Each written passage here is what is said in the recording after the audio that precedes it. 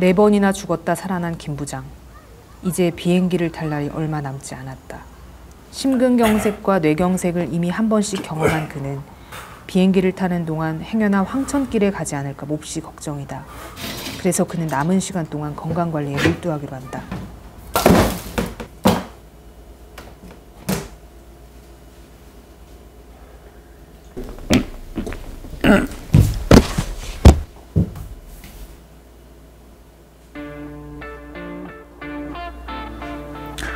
고작 이런 걸로 심근경색을 예방할 수 있다면 심근경색으로 먼저 하늘나라로 간 분들에 대한 모욕이 아닐까요? 안녕하세요 구독자 여러분, 저는 헬스조선에서 이기모약 코너를 진행하고 있는 4년차 의학기자 겸 제약기자이자 보건대학원에 재학 중인 예비보건 전문가 유대형이라고 합니다. 김 부장은 심근경색과 뇌경색을 예방하기 위해 그렇게 좋아하던 술과 담배도 끊고 운동도 열심히 하고 식단 관리도 철저히 했습니다. 과연 그는 무사히 비행기를 타고 미국으로 가 가족들을 만날 수 있을까요? 아니면 사사건건 깐족대던 성창한 놈이 그의 자리를 차지하고 여태껏 뜯겨왔던 국민연금은 국고로 귀속되며 아내 몰래 그랜저를 사려고 안 입던 옷에 꽁쳐놨던 비상금은 그의 유품과 함께 태워지고 그의 것이었던 로또 당첨금은 다른 이에게 돌아가고 가족들 눈치 보며 몰래 구매했던 골프 세트는 3만 원의 고물상에 팔려가고 그리고 승승장구의 사장이 된 성차양이 그를 능멸하는 비참한 결말을 맞이하게 될까요? 전 4년차 의학기자 겸 제약기자 겸 보건대학원에 재학 중인 예비보건 전문가로서 어떻게 하면 불쌍한 김 부장이 안 죽을 수 있는지 한번 알아보겠습니다. Let's get it!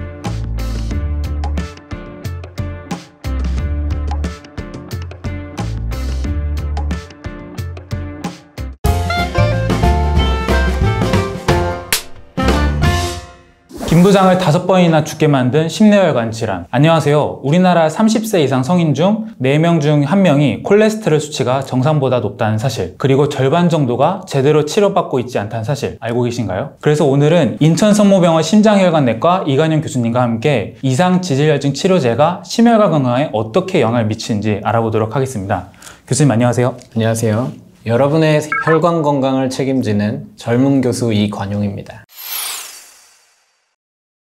혈액 속 콜레스테롤 수치가 높은 상태를 이상지질혈증, 고지혈증, 그리고 고콜레스테롤 혈증 이렇게 다양한 이름을 불리는데요. 그 이름이 다양해서 독자분들이 좀 헷갈리실 것 같은데 간단하게 구분 좀 해주실 수 있으실까요? 이상지질혈증 안에 고지혈증, 고콜레스테롤 혈증, 그리고 고중성지방 혈증이 포함되어 있습니다. 각 질환을 소개하기 전에 먼저 지질의 개념부터 소개해 드리겠습니다. 지질은 생체를 구성하는 물질이자 영양분으로 콜레스테롤과 중성지방이 이에 해당하며 이외에도 많은 종류가 있습니다. 일반적으로 혈액 내 지질을 검사하면 총 콜레스테롤, LDL 콜레스테롤, HDL 콜레스테롤, 중성지방이 포함됩니다. 이상지질 혈증은 총 콜레스테롤과 LDL 콜레스테롤, 중성지방이 증가됐거나 HDL 콜레스테롤이 감소된 상태를 말합니다.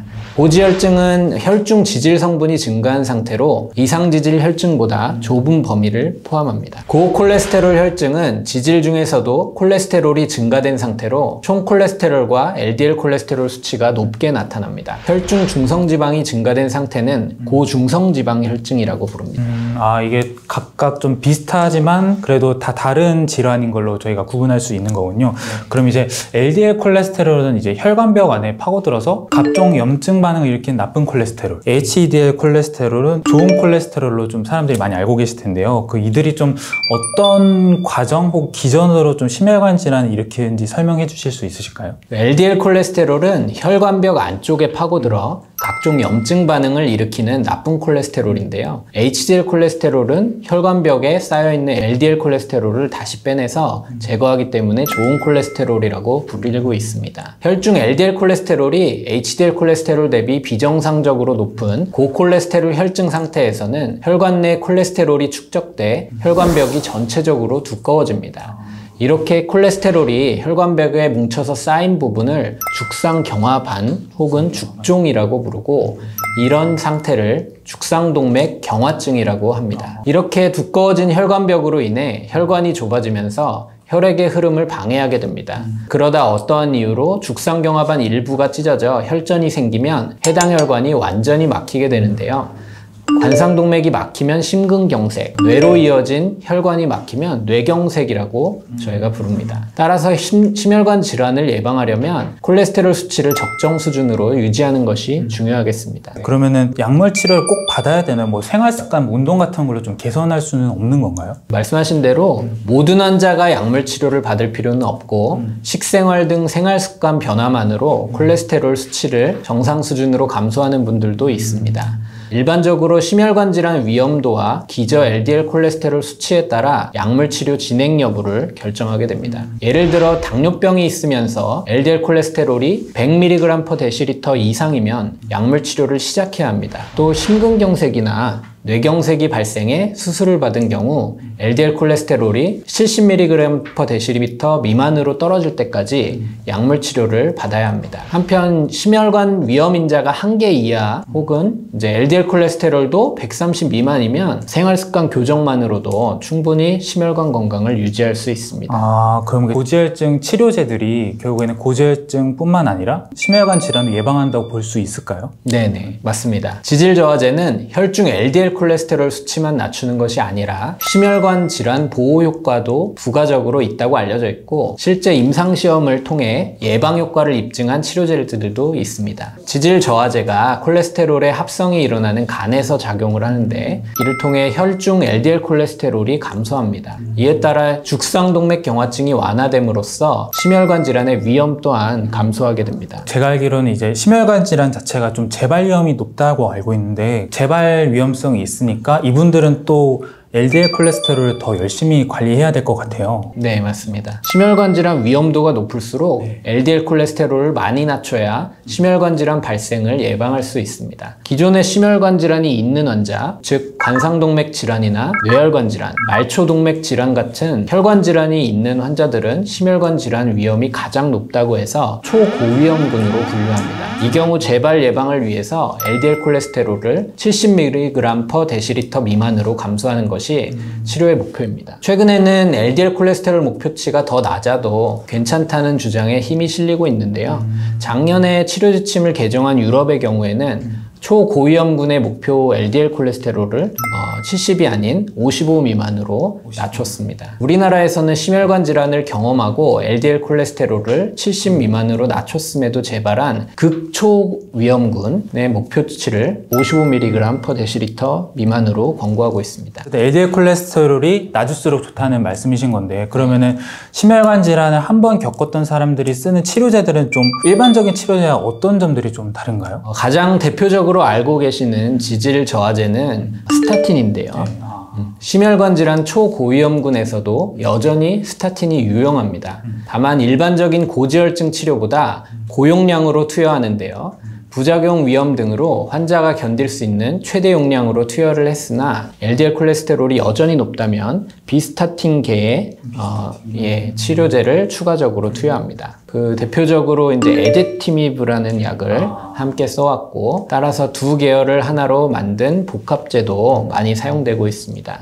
최근에는 그 PCSK9 억제제라는 새로운 종류의 치료제도 사용하고 있습니다. 이 역시 심혈관 질환을 경험한 환자들을 대상으로 재발 예방 효과를 입증한 대규모 임상시험을 통해 국내에 출시가 됐고 건강보험도 적용이 되고 있습니다. 새로 나온 PCSK9 억제제 같은 약은 경구제인 기존 치료제와 달리 이제 환자들이 스스로 투여하는 주사제인데요. 그래서 치료 시작 전에 보관법이랑 주사법에 대한 교육을 잘 받아야 됩니다. 펜 형태로 이렇게 눌러서 사용하는 치료제이기 때문에 쉽게 자가 투여하실 수는 있습니다. 이전에 LDL 콜레스테롤이 너무 많이 낮아지면 뇌의 인지 기능에 영향을 미친다는 보고가 있어서 우려하는 분들도 있는데요. 그렇지만 이제 최신 약제들 PCSK9을 포함한 약제들은 임상시험을 통해서 인지 기능을 낮추지 않는다는 크게 영향이 없다는 근거를 확보했기 때문에 너무 걱정하지 않으셔도 됩니다.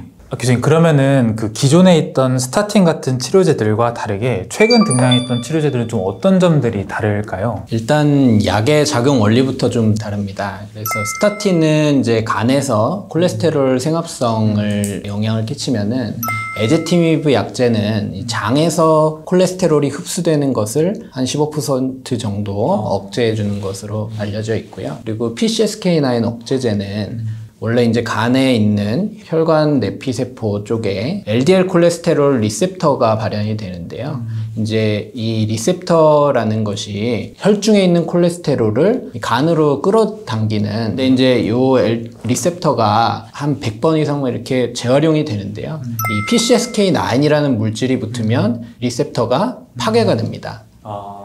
그래서 이 PCSK9 억제제라는 것은 PCSK9이 LDL 리셉터에 붙지 못하게 해서 LDL 콜레스테롤 리셉터가 파괴되는 것을 막아주는 거죠.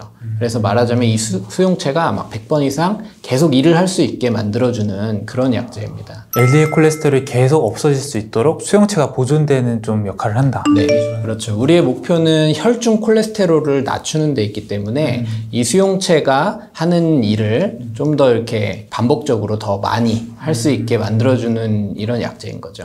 근데 이제 이 PCSK9 억제제는 처음에 개발이 된 것이 가족성 고콜레스테롤 혈증을 치료하기 위해서 개발이 됐는데요.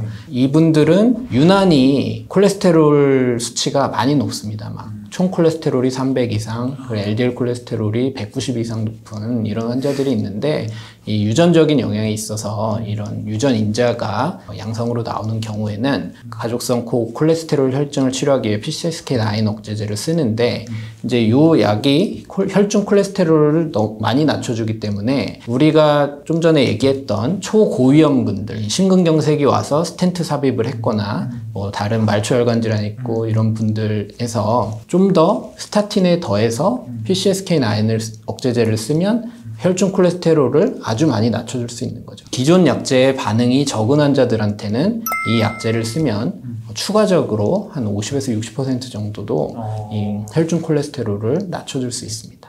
헬스조선은 다음에 더 알차고 유용한 정보로 돌아오도록 하겠습니다. 감사합니다.